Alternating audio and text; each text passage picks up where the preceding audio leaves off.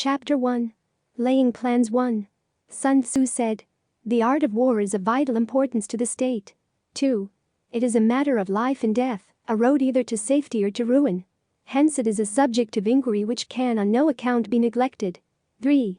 The art of war, then, is governed by 5 constant factors to be taken into account in one's deliberations when seeking to determine the conditions obtaining in the field. 4.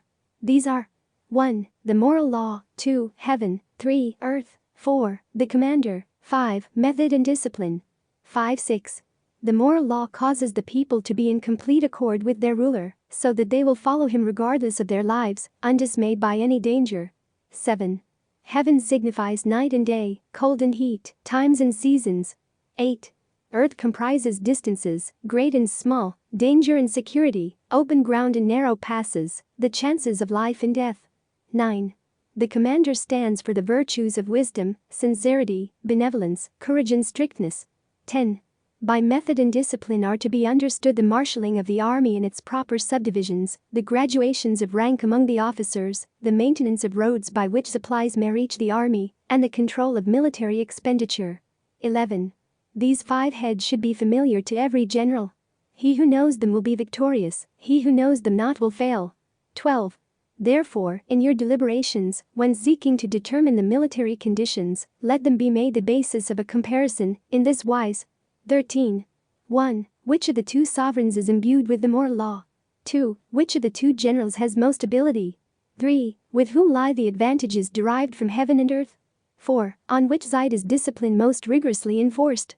5. Which army is stronger? 6. On which side are officers and men more highly trained? 7. In which army is there the greater constancy both in reward and punishment? 14. By means of these 7 considerations I can forecast victory or defeat. 15. The general that hearkens to my counsel and acts upon it will conquer. Let such a one be retained in command. The general that hearkens not to my counsel nor acts upon it will suffer defeat. Let such a one be dismissed. 16. While heeding the profit of my counsel, avail yourself also of any helpful circumstances over and beyond the ordinary rules. 17. According as circumstances are favorable, one should modify one's plans. 18. All warfare is based on deception. 19. Hence, when able to attack, we must seem unable. When using our forces, we must seem inactive. When we are near, we must make the enemy believe we are far away. When far away, we must make him believe we are near. 20. Hold out baits to entice the enemy. Feign disorder, and crush him.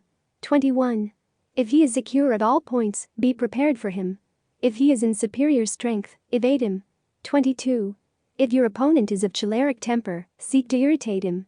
Pretend to be weak, that he may grow arrogant. 23.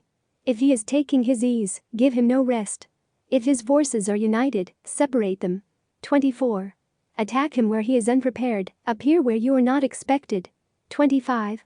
These military devices, leading to victory, must not be divulged beforehand. 26. Now the general who wins a battle makes many calculations in his temple ere the battle is fought. The general who loses a battle makes but few calculations beforehand. Thus do many calculations lead to victory, and few calculations to defeat. How much more no calculation at all? It is by attention to this point that I can foresee who is likely to win or lose.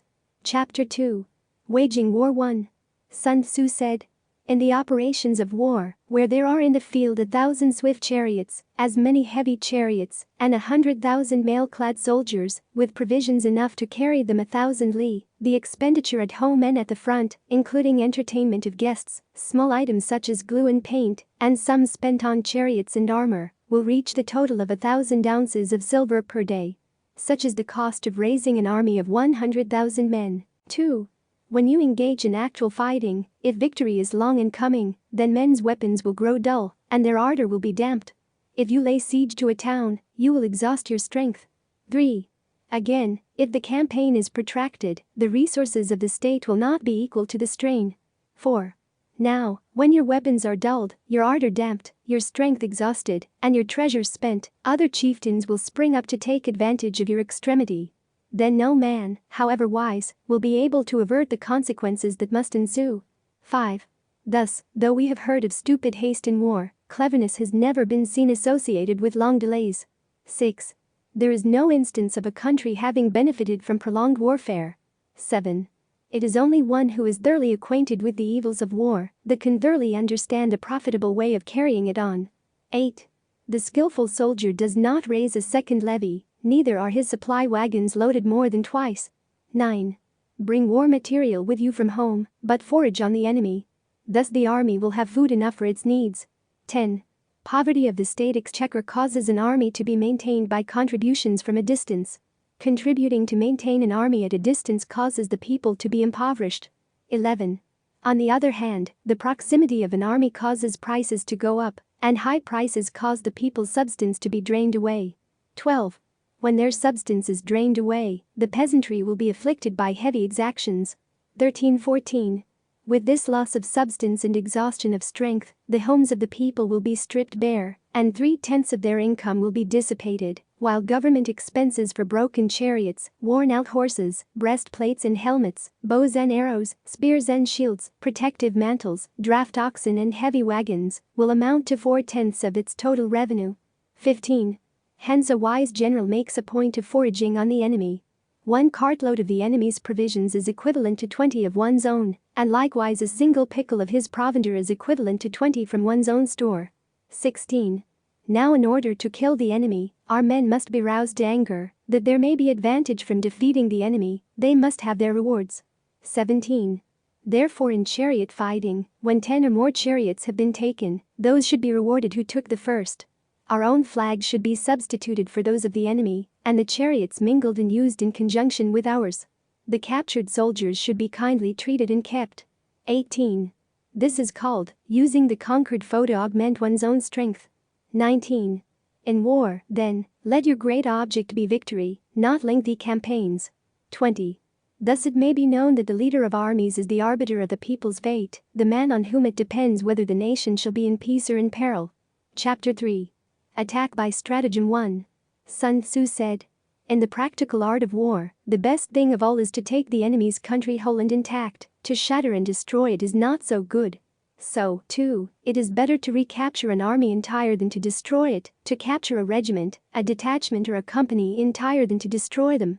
2.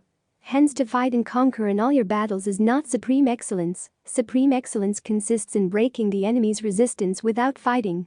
3. Thus the highest form of generalship is to balk the enemy's plans, the next best is to prevent the junction of the enemy's forces, the next in order is to attack the enemy's army in the field, and the worst policy of all is to besiege walled cities. 4. The rule is not to besiege walled cities if it can possibly be avoided. The preparation of mantlets, movable shelters, and various implements of war will take up 3 whole months, and the piling up of mounds over against the walls will take 3 months more. 5. The general, unable to control his irritation, will launch his men to the assault like swarming ants, with the result that 1/3 of his men are slain, while the town still remains untaken. Such are the disastrous effects of a siege. 6. Therefore the skillful leader subdues the enemy's troops without any fighting, he captures their cities without laying siege to them, he overthrows their kingdom without lengthy operations in the field. 7. With his forces intact he will dispute the mastery of the empire, and thus, without losing a man, his triumph will be complete. This is the method of attacking by stratagem. 8. It is the rule in war, if our forces are 10 to the enemy's 1, to surround him, if 5 to 1, to attack him, if twice as numerous, to divide our army into 2. 9. If equally matched, we can offer battle, if slightly inferior in numbers, we can avoid the enemy, if quite unequal in every way, we can flee from him. 10. Hence, though an obstinate fight may be made by a small force, in the end it must be captured by the larger force. 11.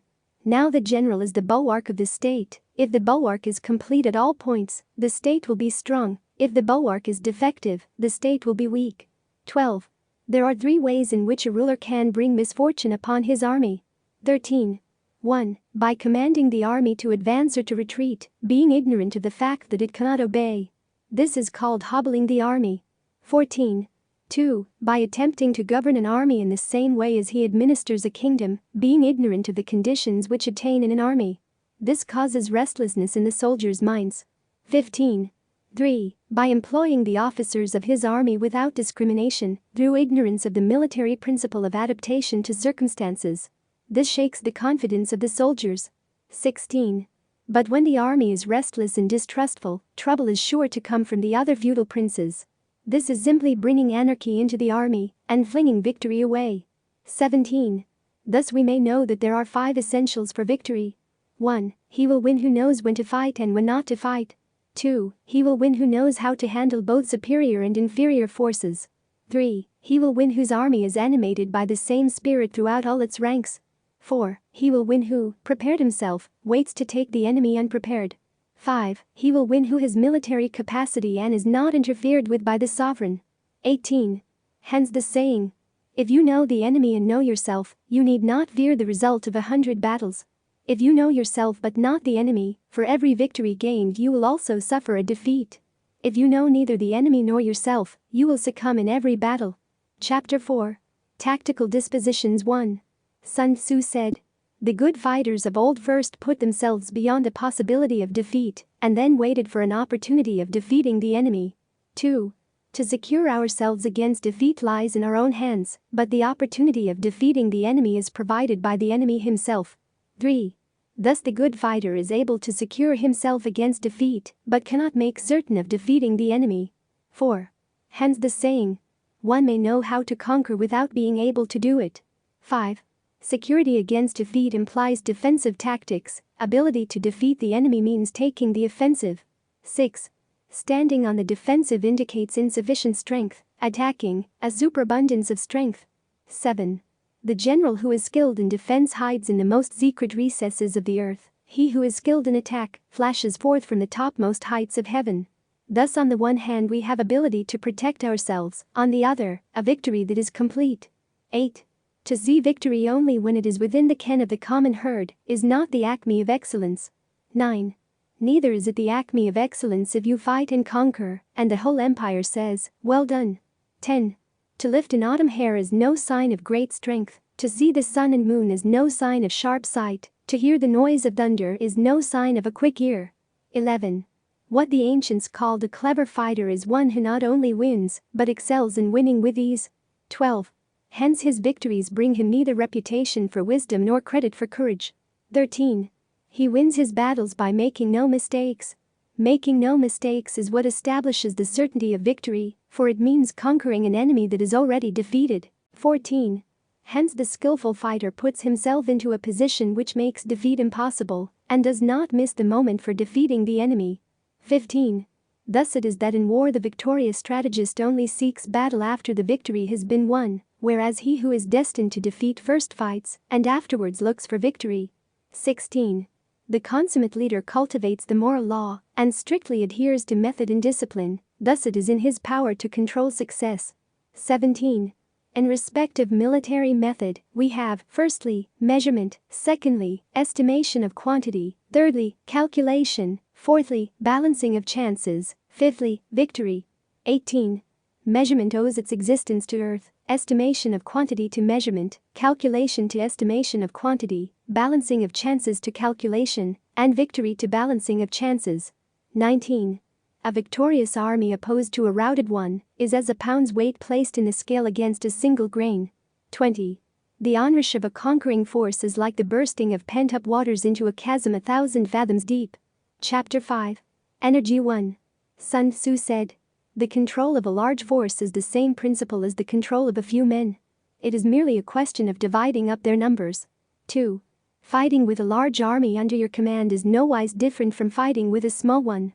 It is merely a question of instituting signs and signals. 3.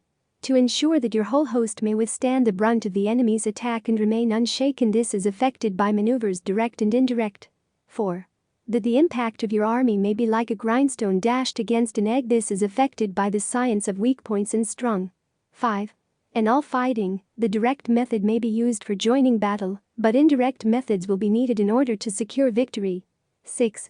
Indirect tactics, efficiently applied, are inexhaustible as heaven and earth, unending as the flow of rivers and streams, like the sun and moon, they end but to begin anew, like the 4 seasons, they pass away to return once more. 7. There are not more than 5 musical notes, yet the combinations of these 5 give rise to more melodies than can ever be heard. 8. There are not more than 5 primary colors: blue, yellow, red, white, and black, yet in combination they produce more hues than can ever been seen. 9. There are not more than 5 cardinal tastes: sour, acrid, salt, sweet, bitter, yet combinations of them yield more flavors than can ever be tasted. 10. In battle, there are not more than 2 methods of attack: the direct and the indirect, yet these 2 in combination give rise to an endless series of maneuvers. 11. The direct and the indirect lead on to each other in turn. It is like moving in a circle, you never come to an end. Who can exhaust the possibilities of their combination? 12. The onset of troops is like the rush of a torrent which will even roll stones along in its course. 13.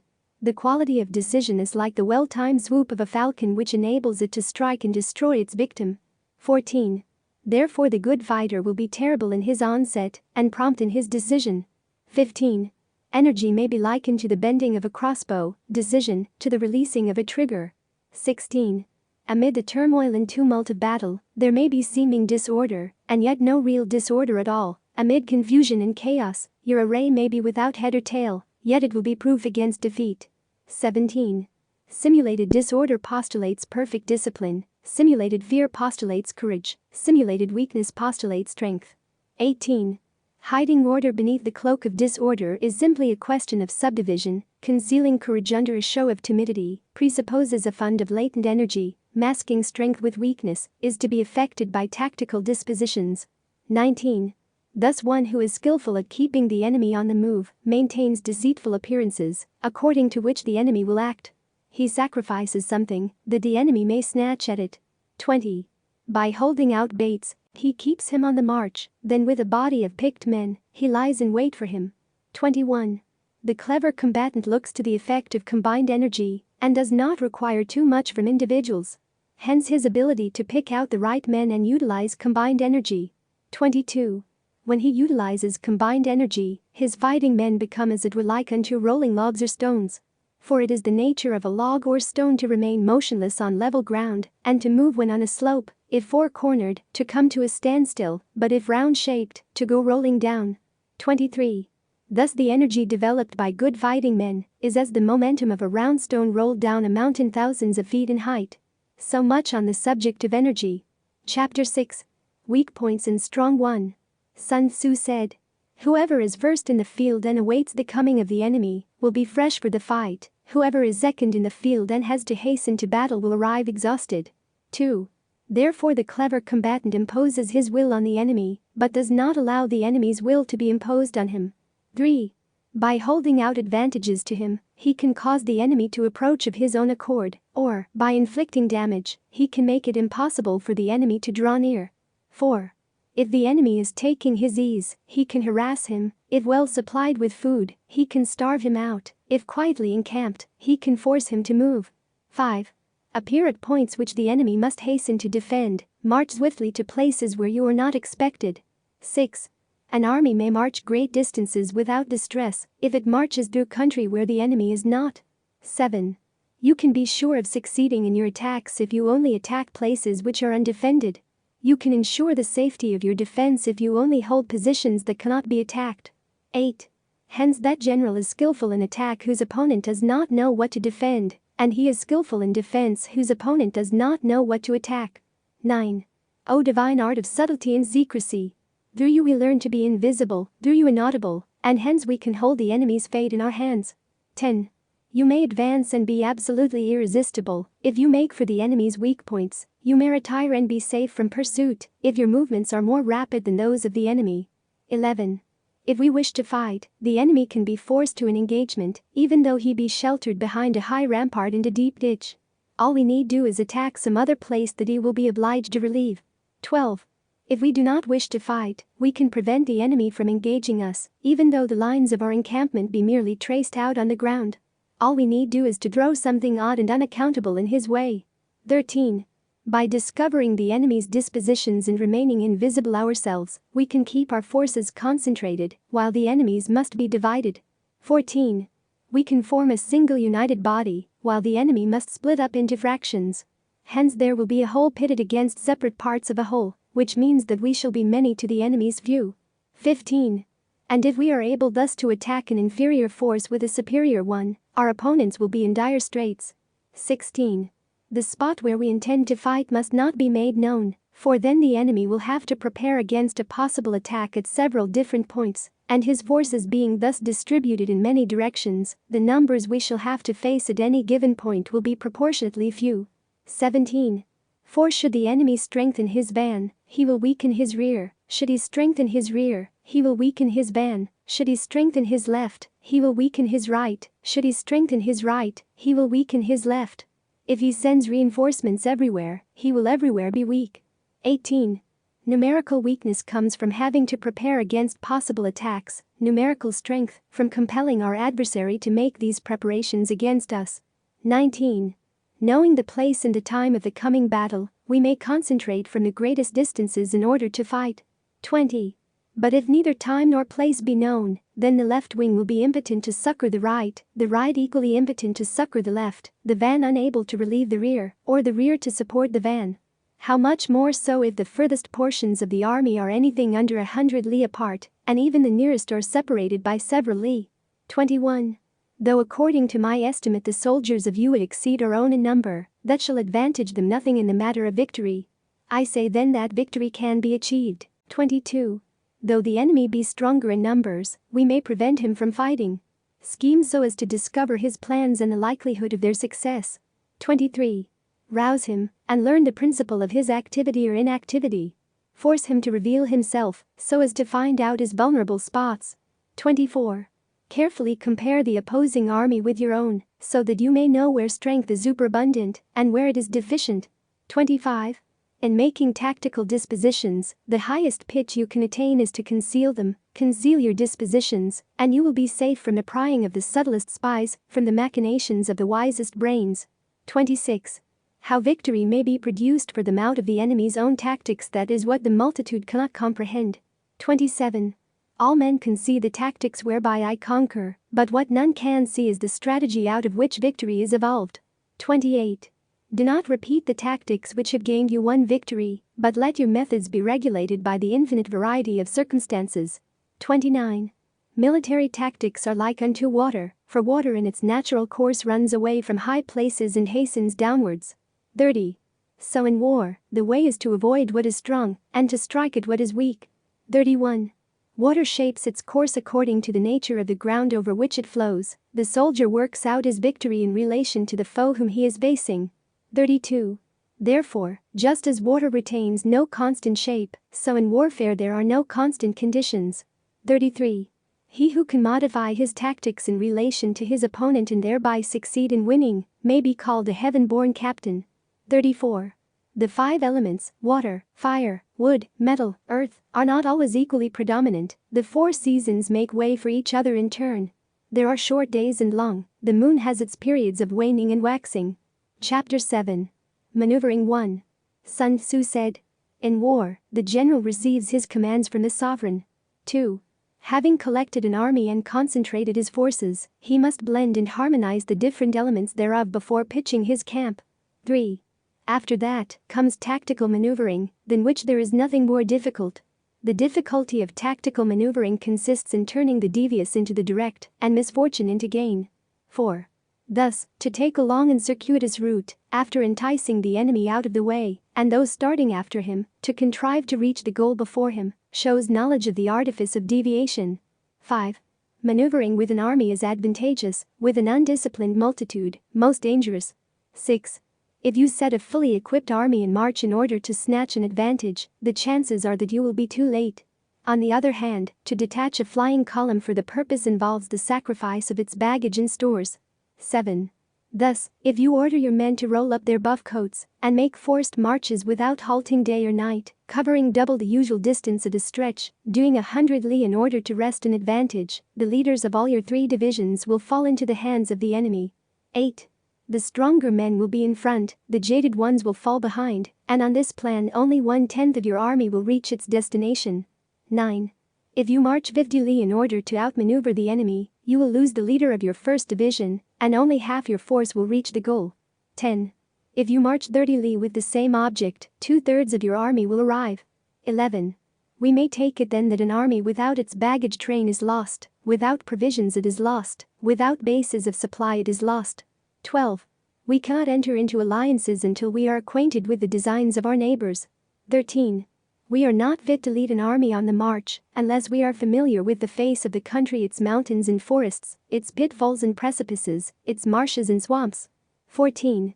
We shall be unable to turn natural advantage to account unless we make use of local guides. 15. In war, practice dissimulation, and you will succeed. 16. Whether to concentrate or to divide your troops must be decided by circumstances. 17. Let your rapidity be that of the wind, your compactness that of the forest. 18. In raiding and plundering be like fire, in immovability like a mountain. 19. Let your plans be dark and impenetrable as night, and when you move, fall like a thunderbolt. 20. When you plunder a countryside, let the spoil be divided amongst your men. When you capture new territory, cut it up into allotments for the benefit of the soldiery. 21. Ponder and deliberate before you make a move. 22. He will conquer who has learned the artifice of deviation. Such is the art of maneuvering. 23. The Book of Army Management says, on the field of battle, the spoken word does not carry far enough. Hence the institution of gongs and drums. Nor can ordinary objects be seen clearly enough. Hence the institution of banners and flags. 24.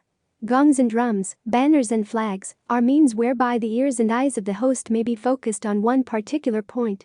25. The host thus forming a single united body, is it impossible either for the brave to advance alone, or for the cowardly to retreat alone. This is the art of handling large masses of men. 26. In night fighting, then, make much use of signal fires and drums, and in fighting by day, of flags and banners, as a means of influencing the ears and eyes of your army. 27. A whole army may be robbed of its spirit, a commander-in-chief may be robbed of his presence of mind. 28. Now a soldier's spirit is keenest in the morning, by noonday it is begun to flag, and in the evening, his mind is bent only on returning to camp. 29. A clever general, therefore, avoids an army when its spirit is keen, but attacks it when it is sluggish and inclined to return. This is the art of studying moods. 30. Disciplined and calm, to await the appearance of disorder and hubbub amongst the enemy. This is the art of retaining self-possession. 31. To be near the goal while the enemy is still far from it, to wait at ease while the enemy is toiling and struggling, to be well fed while the enemy is famished. This is the art of husbanding one's strength. 32. To refrain from intercepting an enemy whose banners are in perfect order, to refrain from attacking an army drawn up in calm and confident array. This is the art of studying circumstances. 33. It is a military axiom not to advance uphill against the enemy, nor to oppose him when he comes downhill. 34. Do not pursue an enemy who simulates flight, do not attack soldiers whose temper is keen. 35. Do not swallow bait offered by the enemy. Do not interfere with an army that is returning home. 36. When you surround an army, leave an outlet free. Do not press a desperate foe too hard. 37. Such is the art of warfare. Chapter 8. Variation in Tactics 1. Sun Tzu said, in war, the general receives his commands from the sovereign, collects his army and concentrates his forces. 2. When in difficult country, do not encamp. In country where high roads intersect, join hands with your allies. Do not linger in dangerously isolated positions. In hemmed-in situations, you must resort to stratagem. In desperate position, you must fight. 3. There are roads which must not be followed, armies which must be not attacked, towns which must not be besieged, positions which must not be contested, commands of the sovereign which must not be obeyed. 4. The general who thoroughly understands the advantages that accompany variation of tactics knows how to handle his troop. 5. The general who does not understand these may be well acquainted with the configuration of the country, yet he will not be able to turn his knowledge to practical account. 6. So, the student of war who is unversed in the art of war of varying his plans, even though he be acquainted with the 5 advantages, will fail to make the best use of his men. 7. Hence in the wise leader's plans, considerations of advantage and of disadvantage will be blended together. 8. If our expectation of advantage be tempered in this way, we may succeed in accomplishing the essential part of our schemes. 9. If, on the other hand, in the midst of difficulties we are always ready to seize an advantage, we may extricate ourselves from misfortune. 10. Reduce the hostile chiefs by inflicting damage on them, and make trouble for them, and keep them constantly engaged, hold out specious allurements, and make them rush to any given point. 11. The art of war teaches us to rely not on the likelihood of the enemy's not coming, but on our own readiness to receive him, not on the chance of his not attacking, but rather on the fact that we have made our position unassailable. 12. There are 5 dangerous faults which may affect a general. 1. Recklessness, which leads to destruction. 2. Cowardice, which leads to capture. 3. A hasty temper, which can be provoked by insults. 4. A delicacy of honor which is sensitive to shame. 5. Over-solicitude for his men, which exposes him to worry and trouble. 13. These are the 5 besetting sins of a general, ruinous to the conduct of war. 14. When an army is overthrown and its leader slain, the cause will surely be found among these 5 dangerous faults. Let them be a subject of meditation. Chapter 9. The Army on the March 1. Sun Tzu said, "We come now to the question of encamping the army and observing signs of the enemy. Pass quickly over mountains and keep in the neighborhood of valleys. 2. Camp in high places, facing the sun. Do not climb heights in order to fight. So much for mountain warfare. 3. After crossing a river, you should get far away from it. 4. When an invading force crosses a river in its onward march, do not advance to meet it in midstream. It will be best to let half the army get across and then deliver your attack. 5. If you are anxious to fight, you should not go to meet the invader near a river which he has to cross. 6. Move your craft higher up than the enemy and facing the sun. Do not move upstream to meet the enemy. So much for river warfare. 7. In crossing salt marshes, your sole concern should be to get over them quickly, without any delay. 8. If forced to fight in a salt marsh, you should have water and grass near you, and get your back to a clump of trees. So much for operations in salt marshes. 9. In dry, level country, take up an easily accessible position with rising ground to your right and on your rear, so that the danger may be in front and safety lie behind.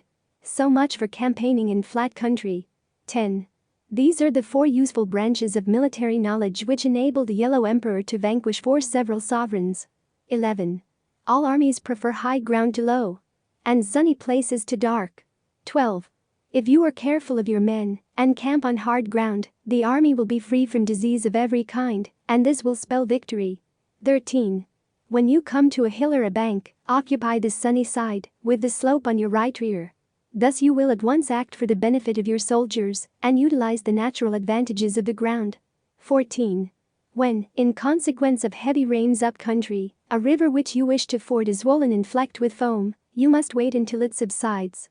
15. Country in which there are precipitous cliffs with torrents running between, deep natural hollows, confined places, tangled thickets, quagmires and crevices, should be left with all possible speed and not approached. 16.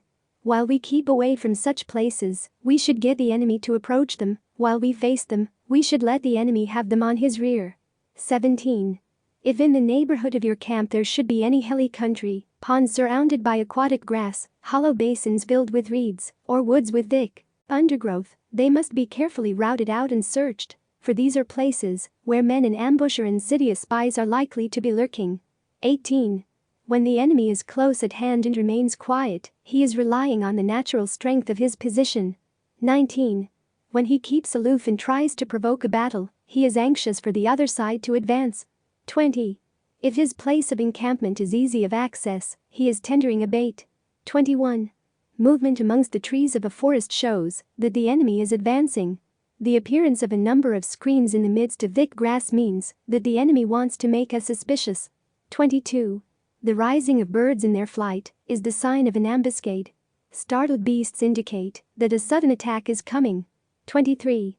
When there is dust rising in a high column, it is the sign of chariots advancing. When the dust is low, but spread over a wide area, it beckons the approach of infantry. When it branches out in different directions, it shows that parties have been sent to collect firewood. A few clouds of dust moving to and fro signify that the army is encamping. 24. Humble words and increased preparations are signs that the enemy is about to advance. Violent language and driving forward, as if to the attack, are signs that he will retreat. 25. When the light chariots come out first and take up a position on the wings, it is a sign that the enemy is forming for battle. 26. Peace proposals unaccompanied by a sworn covenant indicate a plot. 27. When there is much running about, and the soldiers fall into rank, it means that the critical moment has come. 28. When some are seen advancing and some retreating, it is a lure. 29. When the soldiers stand leaning on their spears, they are faint from want of food. 30. If those who are sent to draw water begin by drinking themselves, the army is suffering from thirst. 31. If the enemy sees an advantage to be gained and makes no effort to secure it, the soldiers are exhausted. 32. If birds gather on any spot, it is unoccupied. Clamor by night beckons nervousness. 33. If there is disturbance in the camp, the general's authority is weak. If the banners and flags are shifted about, sedition is afoot. If the officers are angry, it means that the men are weary. 34. When an army feeds its horses with grain and kills its cattle for food, and when the men do not hang their cooking pots over the campfires, showing that they will not return to their tents, you may know that they are determined to fight to the death. 35. The sight of men whispering together in small knots or speaking in subdued tones points to disaffection amongst the rank and file. 36. Too frequent rewards signify that the enemy is at the end of his resources. Too many punishments betray a condition of dire distress. 37. To begin by bluster, but afterwards to take fright at the enemy's numbers, shows a supreme lack of intelligence. 38. When envoys are sent with compliments in their mouths, it is a sign that the enemy wishes for a truce. 39. If the enemy's troops march up angrily and remain facing ours for a long time without either joining battle or taking themselves off again, the situation is one that demands great vigilance and circumspection. 40. If our troops are no more in number than the enemy, that is amply sufficient. It only means that no direct attack can be made. What we can do is simply to concentrate all our available strength, keep a close watch on the enemy, and obtain reinforcements. 41. He who exercises no forethought but makes light of his opponents is sure to be captured by them. 42. If soldiers are punished before they have grown attached to you, they will not prove submissive, and, unless submissive, then will be practically useless. If, when the soldiers have become attached to you, punishments are not enforced, they will still be useless. 43. Therefore soldiers must be treated in the first instance with humanity, but kept under control by means of iron discipline. This is a certain road to victory. 44. If in training soldiers' commands are habitually enforced, the army will be well disciplined. If not, its discipline will be bad. 45. If a general shows confidence in his men but always insists on his orders being obeyed, the gain will be mutual. Chapter 10. Terrain 1.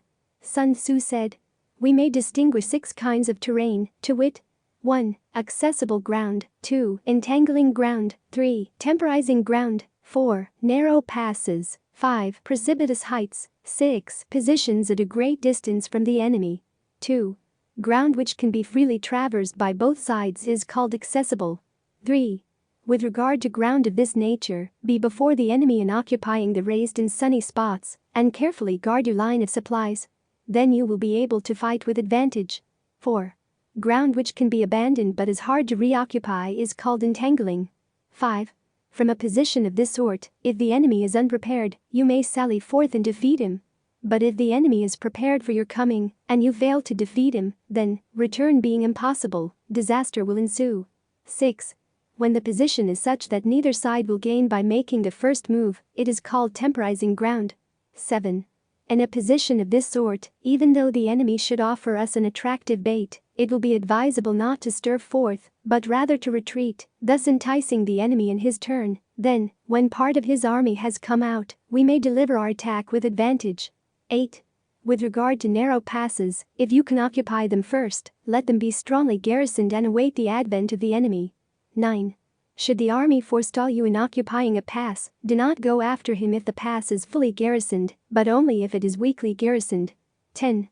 With regard to precipitous heights, if you are beforehand with your adversary, you should occupy the raised and sunny spots, and there wait for him to come up. 11. If the enemy has occupied them before you, do not follow him, but retreat and try to entice him away. 12. If you are situated at a great distance from the enemy, and the strength of the two armies is equal, it is not easy to provoke a battle, and fighting will be to your disadvantage. 13. These 6 are the principles connected with earth. The general who has attained a responsible post must be careful to study them. 14. Now an army is exposed to 6 several calamities, not arising from natural causes, but from faults for which the general is responsible. These are 1. Flight, 2. Insubordination, 3. Collapse, 4. Ruin, 5. Disorganization, 6. Rout. 15. Other conditions being equal, if one force is hurled against another 10 times its size, the result will be the flight of the former. 16. When the common soldiers are too strong and their officers too weak, the result is insubordination. When the officers are too strong and the common soldiers too weak, the result is collapse. 17. When the higher officers are angry and insubordinate, and on meeting the enemy give battle on their own account from a feeling of resentment, before the commander-in-chief can't tell whether or no he is in a position to fight, the result is ruin. 18. When the general is weak and without authority, when his orders are not clear and distinct, when there are no fixed duties assigned to officers and men, and the ranks are formed in a slovenly haphazard manner, the result is utter disorganization. 19. When a general, unable to estimate the enemy's strength, allows an inferior force to engage a larger one, or hurls a weak detachment against a powerful one, and neglects to place picked soldiers in the front rank, the result must be rout. 20. These are 6 ways of courting defeat, which must be carefully noted by the general who has attained a responsible post. 21. The natural formation of the country is the soldier's best ally, but a power of estimating the adversary, of controlling the forces of victory, and of shrewdly calculating difficulties, dangers and distances, constitutes the test of a great general. 22. He who knows these things, and in fighting puts his knowledge into practice, will win his battles. He who knows them not, nor practices them, will surely be defeated. 23. If fighting is sure to result in victory, then you must fight, even though the ruler forbid it. If fighting will not result in victory, then you must not fight even at the ruler's bidding. 24. The general who advances without coveting fame and retreats without fearing disgrace, whose only thought is to protect his country and do good service for his sovereign, is the jewel of the kingdom. 25. Regard your soldiers as your children, and they will follow you into the deepest valleys. Look upon them as your own beloved sons, and they will stand by you even unto death. 26. If, however, you are indulgent, but unable to make your authority felt, kind-hearted, but unable to enforce your commands, and incapable, moreover, of quelling disorder, then your soldiers must be likened to spoiled children, they are useless for any practical purpose. 27. If we know that our own men are in a condition to attack, but are unaware that the enemy is not open to attack, we have gone only halfway towards victory. 28. If we know that the enemy is open to attack, but are unaware that our own men are not in a condition to attack, we have gone only halfway towards victory. 29. If we know that the enemy is open to attack, and also know that our men are in a condition to attack, but are unaware that the nature of the ground makes fighting impracticable, we have still gone only halfway towards victory. 30. Hence the experienced soldier, once in motion, is never bewildered, once he has broken camp, he is never at a loss. 31. Hence the saying, if you know the enemy and know yourself, your victory will not stand in doubt. If you know heaven and know earth, you may make your victory complete. Chapter 11. The 9 Situations 1. Sun Tzu said, the art of war recognizes 9 varieties of ground. 1. Dispersive ground, 2. Facile ground, 3. Contentious ground, 4. Open ground, 5. Ground of intersecting highways, 6. Serious ground, 7. Difficult ground, 8. Hemmed-in ground, 9. Desperate ground. 2. When a chieftain is fighting in his own territory, it is dispersive ground. 3. When he has penetrated into hostile territory, but to no great distance, it is vassal ground. 4. Ground the possession of which imports great advantage to either side, is contentious ground. 5. Ground on which each side has liberty of movement is open ground. 6. Ground which forms the key to 3 contiguous states, so that he who occupies it first has most of the empire at his command, is a ground of intersecting highways. 7. When an army has penetrated into the heart of a hostile country, leaving a number of fortified cities in its rear, it is serious ground. 8. Mountain forests, rugged steeps, marshes and fens, all country that is hard to traverse. This is difficult ground. 9. Ground which is reached through narrow gorge, and from which we can only retire by tortuous paths, so that a small number of the enemy would suffice to crush a large body of our men. This is hemmed-in ground. 10. Ground on which we can only be saved from destruction by fighting without delay is desperate ground. 11. On dispersive ground, therefore, fight not. On vassal ground, halt not. On contentious ground, attack not. 12. On open ground, do not try to block the enemy's way. On the ground of intersecting highways, join hands with your allies. 13. On serious ground, gather in plunder. In difficult ground, keep steadily on the march. 14. On hemmed-in ground, resort to stratagem. On desperate ground, fight. 15. Those who were called skillful leaders of old knew how to drive a wedge between the enemy's front and rear, to prevent cooperation between his large and small divisions, to hinder the good troops from rescuing the bad, the officers from rallying their men. 16. When the enemy's men were united, they managed to keep them in disorder. 17. When it was to their advantage, they made a forward move, when otherwise, they stopped still. 18. If asked how to cope with a great host of the enemy in orderly array, and on the point of marching to the attack, I should say, begin by seizing something which your opponent holds dear, then he will be amenable to your will. 19. Rapidity is the essence of war. Take advantage of the enemy's unreadiness, make your way by unexpected routes, and attack unguarded spots. 20. The following are the principles to be observed by an invading force. The further you penetrate into a country, the greater will be the solidarity of your troops, and thus the defenders will not prevail against you. 21. Make forays in fertile country in order to supply your army with food. 22. Carefully study the well-being of your men, and do not overtax them. Concentrate your energy and hoard your strength. Keep your army continually on the move, and devise unfathomable plans. 23. Throw your soldiers into positions whence there is no escape, and they will prefer death to flight. If they will face death, there is nothing they may not achieve. Officers and men alike will put forth their uttermost strength. 24. Soldiers when in desperate straits lose the sense of fear. If there is no place of refuge, they will stand firm. If they are in hostile country, they will show a stubborn front. If there is no help for it, they will fight hard. 25. Thus, without waiting to be marshaled, the soldiers will be constantly on the qui vive. Without waiting to be asked, they will do your will. Without restrictions, they will be faithful. Without giving orders, they can be trusted. 26. Prohibit the taking of omens, and do away with superstitious doubts. Then, until death itself comes, no calamity need be feared. 27.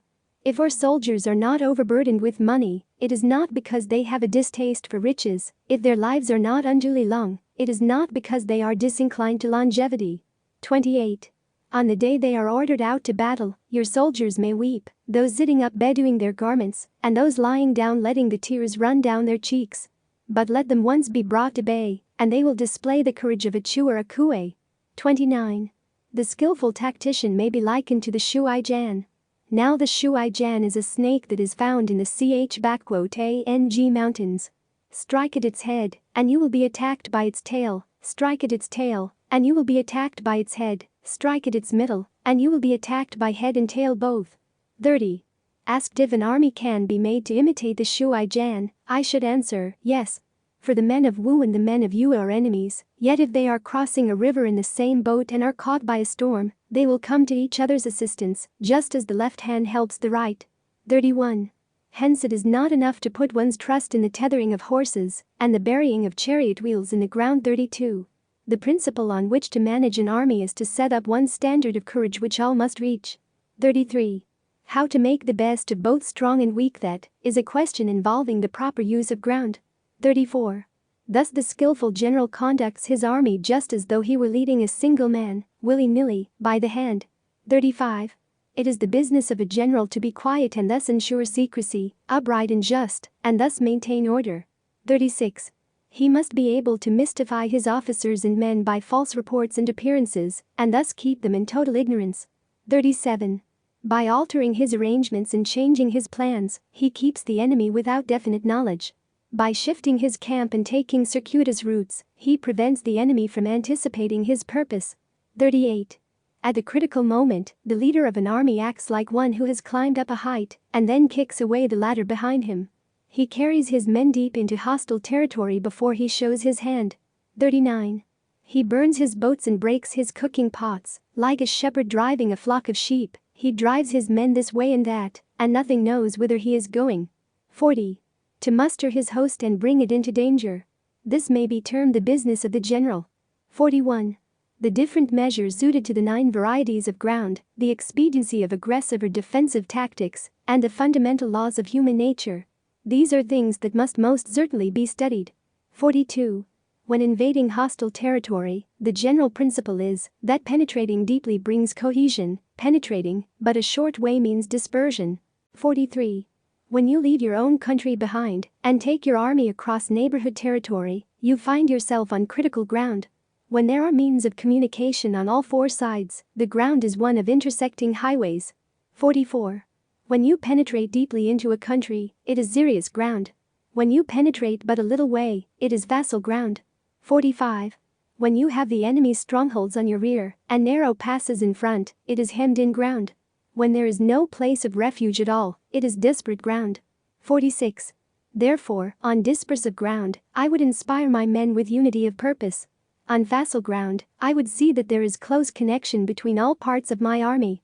47. On contentious ground, I would hurry up my rear. 48. On open ground, I would keep a vigilant eye on my defenses. On ground of intersecting highways, I would consolidate my alliances. 49. On serious ground, I would try to ensure a continuous stream of supplies. On difficult ground, I would keep pushing on along the road. 50. On hemmed-in ground, I would block any way of retreat. On desperate ground, I would proclaim to my soldiers the hopelessness of saving their lives. 51. For it is the soldier's disposition to offer an obstinate resistance when surrounded, to fight hard when he cannot help himself, and to obey promptly when he has fallen into danger. 52. We cannot enter into alliance with neighboring princes until we are acquainted with their designs.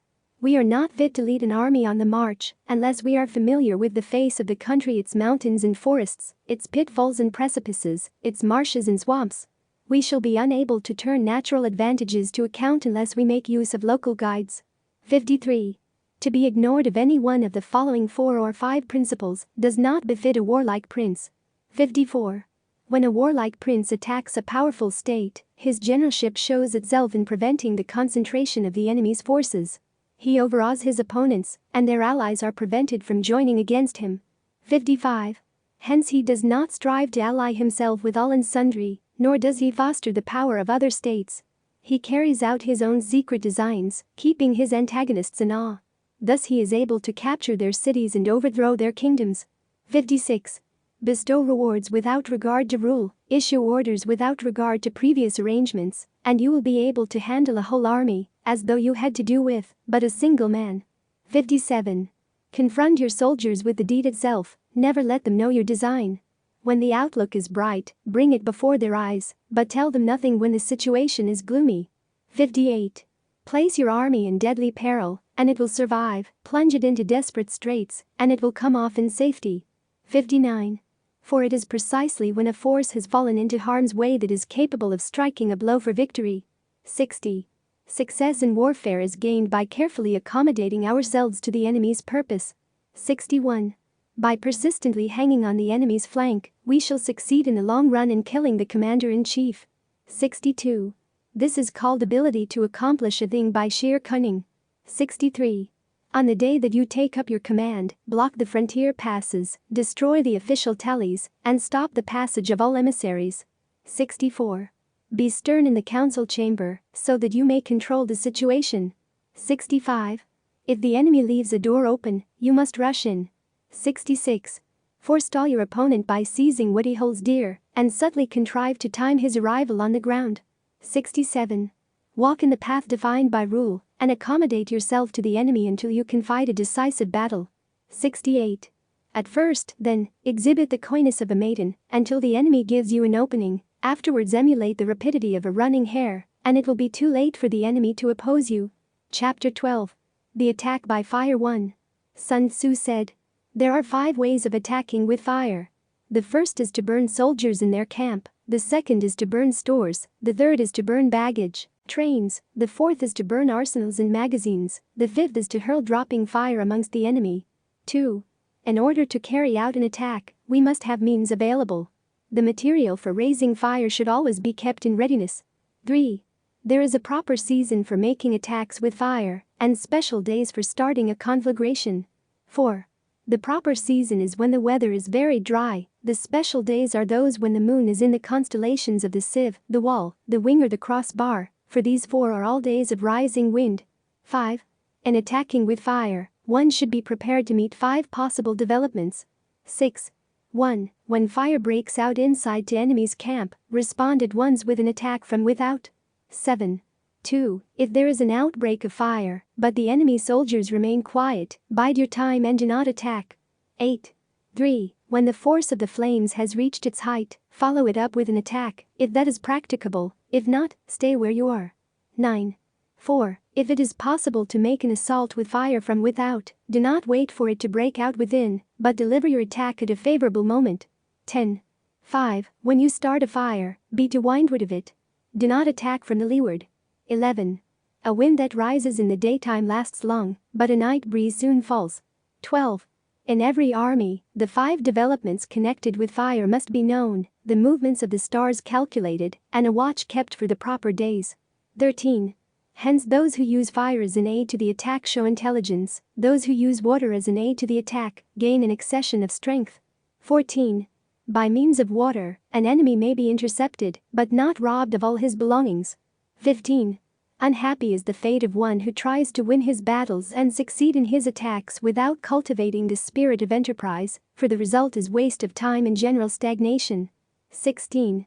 Hence the saying, the enlightened ruler lays his plans well ahead, the good general cultivates his resources. 17. Move not unless you see an advantage, use not your troops unless there is something to be gained, fight not unless the position is critical. 18. No ruler should put troops into the field merely to gratify his own spleen, no general should fight a battle simply out of pique. 19. If it is to your advantage, make a forward move, if not, stay where you are. 20. Anger may in time change to gladness, vexation may be succeeded by content. 21. But a kingdom that has once been destroyed can never come again into being, nor can the dead ever be brought back to life. 22. Hence the enlightened ruler is heedful, and the good general full of caution. This is the way to keep a country at peace and an army intact. Chapter 13. The use of spies. 1. Sun Tzu said, raising a host of 100,000 men and marching them great distances entails heavy loss on the people and a drain on the resources of the state. The daily expenditure will amount to 1,000 ounces of silver. There will be commotion at home and abroad, and men will drop down exhausted on the highways. As many as 700,000 families will be impeded in their labor. 2.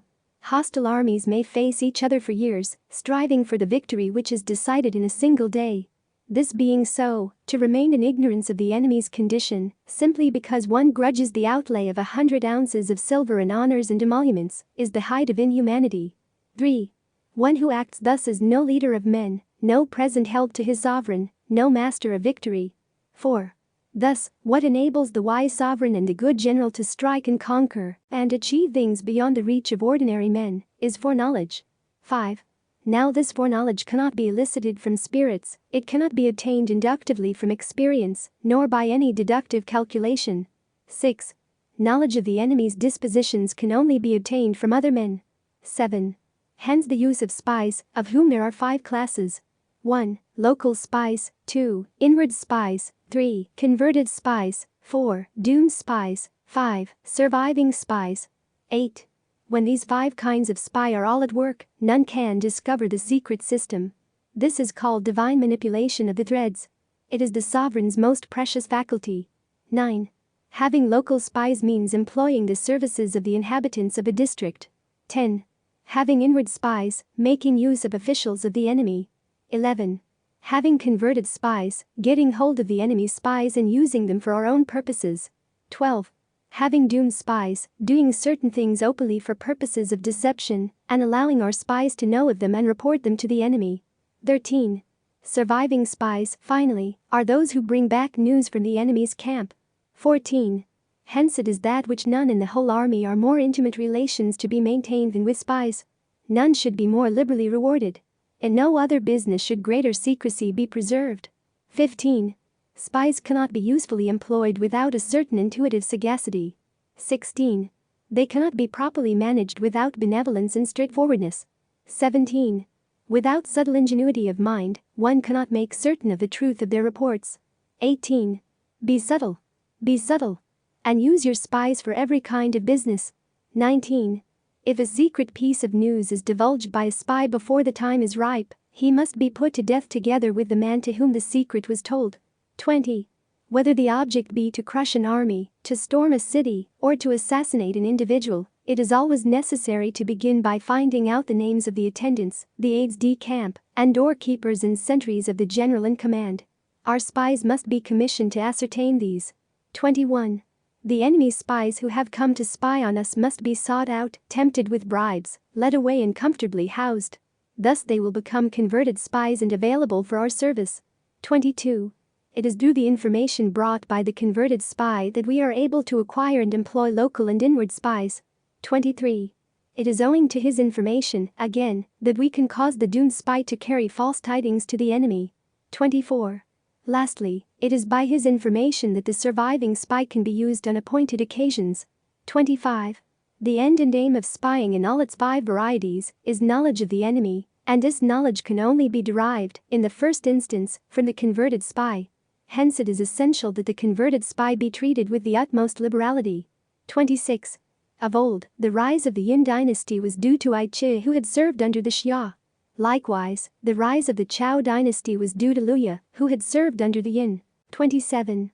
Hence it is only the enlightened ruler and the wise general who will use the highest intelligence of the army for purposes of spying, and thereby they achieve great results. Spies are a most important element in water because on them depends an army's ability to move.